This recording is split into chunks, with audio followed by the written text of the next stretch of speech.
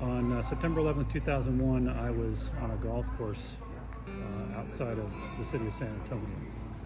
I received a call from airport staff that word was the air traffic control system-wide was being grounded and something was happening. We were actually in the middle of securing a 1 Charlie, or as we call it here, an Alert 2, with an inbound aircraft with one engine out. The other engine was failing. On that day, I remember our boss gathering everyone, telling us not to log in, but just everyone come out for an emergency meeting. We had an emergency meeting, and I remember the look on his face. I was just arriving for a work shift at a receiving dock at Sears Roebuck in my hometown of Columbus, Ohio. I was on an aircraft heading to Washington, D.C. I received a phone call from my best friend's administrative assistant that asked me if I was still traveling that day. And I said, yes, I'm on the aircraft getting ready to leave. And she told me what happened. So I was in Houston. I was the airport security coordinator at George Bush Intercontinental, and I was on my way into the office that morning. That morning, was up eating breakfast, watching TV, when the news, breaking news came across. Seeing the first plane hit the first tower was just in disbelief. I was going to school to get my degree in emergency management. I had just gone to a class on terrorism the night before and the effects of terrorism and how it could affect the nation.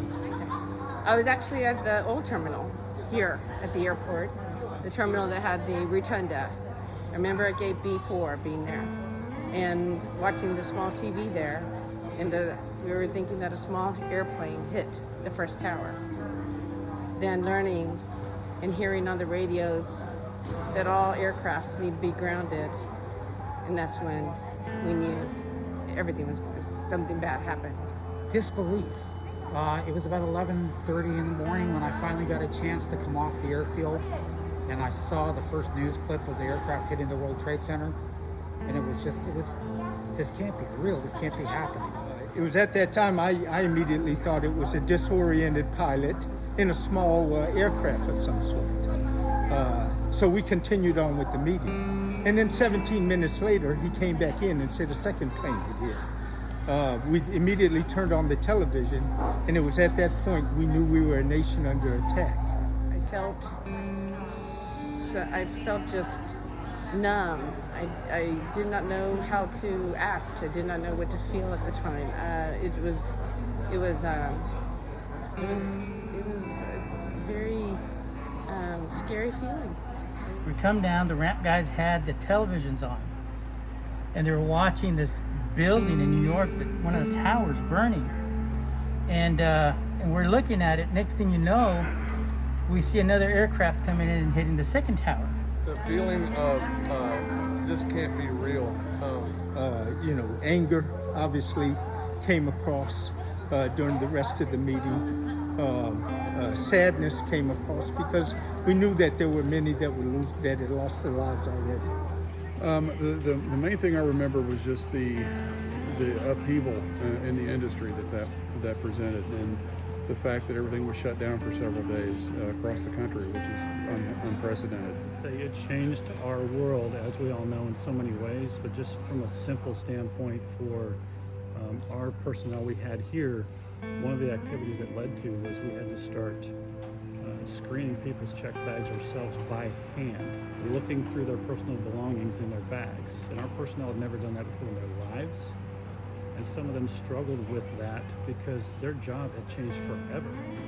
And it was even said after a few days when we had meetings with employees daily to update them, some personnel were saying, I don't know if I can do this job anymore. Well, I think the thing that's changed the most for me is the way that we look at travel.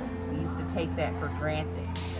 I believe the airport industry has changed in the last 20 years and made safety its absolute number one priority.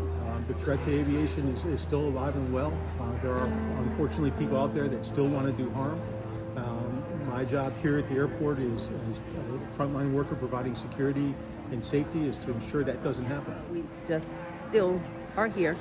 We're still standing, and we're still supporting one another and encouraging one another through all that we go through in our life here in the airport.